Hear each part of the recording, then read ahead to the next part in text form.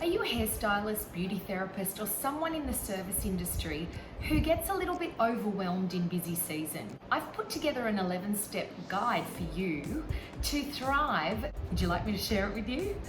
Does this sound like a good idea for you? If it does, please give me a thumbs up and share the love. Tag a hairstylist, a beauty therapist, or someone in the service industry below, and they might just need this special thriving guide. I'm Renee, your natural hairstylist, and yeah, I've had plenty of burnout, overwhelming times, stressful times in my busy career. Finally, I have overcome how to thrive through the busy season, and I want to share that with you. I've got an 11-step guide for you. Yeah, let's just get started, hey? Number 1, calendar blocking. You're going to put what you want in your calendar first. So self-care, family time, time off, you are going to block your calendar out. Now, whether you use a Google Calendar or your own appointment booking software, just go through and put through your special times. That's really important. Number 2, a to-do list. I like to call it a brain dump. You think about how much information you have to remember and hold on to, every different member of your family. You know what I'm talking about, right?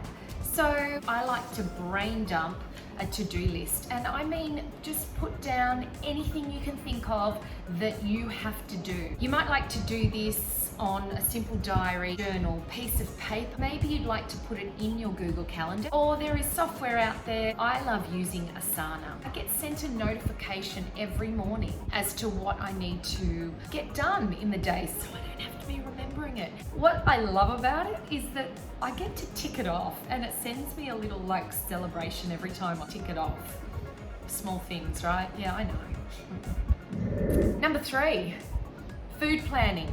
Now, don't roll your eyes and think, oh, here we go, she's gonna, get me on some fad diet or something. Food planning, I love to do, and I normally try and do it, if time permits, on a Sunday afternoon.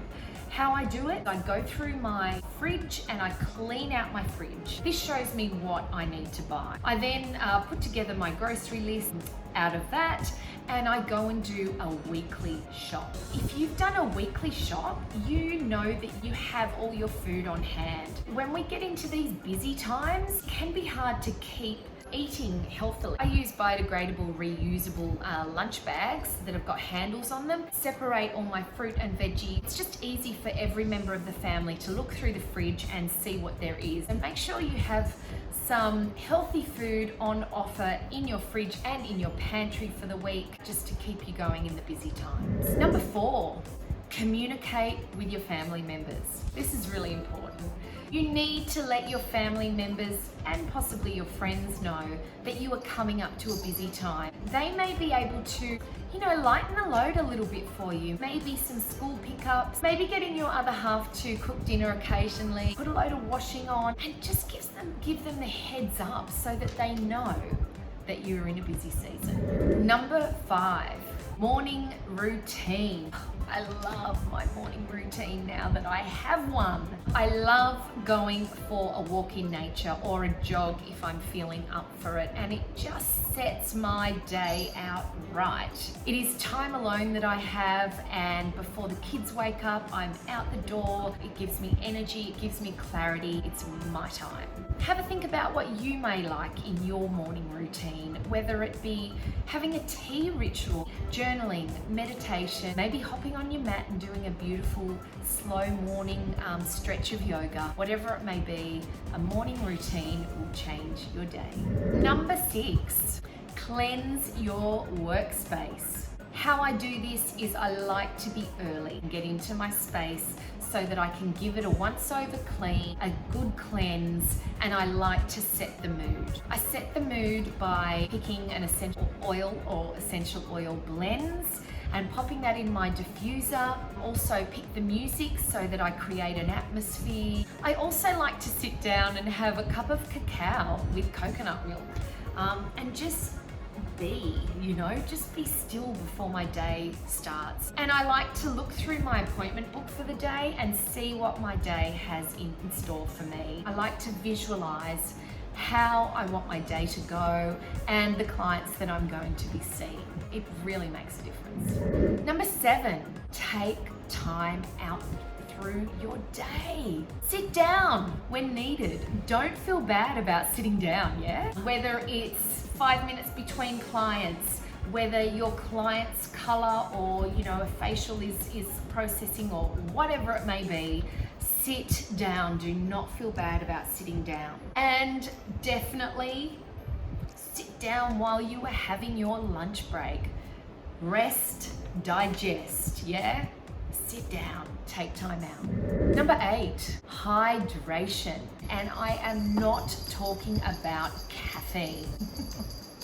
Water, water, and more water. This is going to keep your mind clear. It's going to give you energy. It's going to keep your body oxygenated. What I do to keep track of my water consumption through the day is I have a filtered water jug. Fill that up to the brim. I finish that jug through the day. Number 9, this is a really important one, and I can't stress this enough. Healthy boundaries. Yes, healthy boundaries. Now, what am I talking about here? I'm talking about protecting your energy. So how do I deal with that? I think it's really important to start with having a booking system, or if you want to go through individually and send reminder SMSs to your customers or clients to remind them of their appointment. Another thing is to have a 24-hour cancellation policy in place so that it gives you time, if a client has to cancel, to fill their spot. Another one is if the client is sitting in your chair and they are booked in for a certain amount of time for a certain service, and they decide to change that up and maybe want to overhaul or a total color transformation, and you do not have time, you explain to them that you do not have time for that. Firstly, you don't want to be rushed and put under pressure, especially when you are doing a change. And secondly, you want to be able to be giving that client the time needed to do that change. So explain to them that you're in your busy season, you have a full day, and let them know that you can easily book that in at a later date for them. Communication is the key there, and people will understand. Have a wait list in place. We all know that those clients that leave it till the last minute, and no, you should not be fitting them in, squeezing them in, staying back late, starting early, working on your day off. No, no, no. You don't want to get to the end of your busy season and you are burnt out and no good to anybody. So have a wait list available, and if the cancellation comes up, then you can slot them in there. But it also sends them a message that they need to be a little bit more organized for your important time. And next time, I guarantee they'll be booking in at the right time for you. Yeah. Number 10, an evening ritual. When we have a full day and we are really busy, sometimes we can get quite overstimulated and wound up. So it's important to start a evening ritual. So that might be having a beautiful bath with essential oils and some Epsom salts or candles, or maybe just a simple shower, and visualize washing off what no longer serves you from the day and washing off any negative energy. It can be exhausting when people constantly load onto you their problems, and this comes with being in a service industry, yeah? So we need to be washing that away and protecting our own energy. Maybe get one of your kids to give you a hand massage, a foot massage, your partner to be giving you a massage, whatever it may be, just so that you can start to wind down. And my number 11 point, the last point for you, is set a reminder in your phone to remind yourself to go to bed. I'm serious about this. I have a reminder set in my phone, and it's great when it pops up and says, this is your reminder to go to bed. So that allows me to get 8 hours or more a night. And if you are going to stay fresh and creative, open and giving in your busy season, you need to be getting good sleep.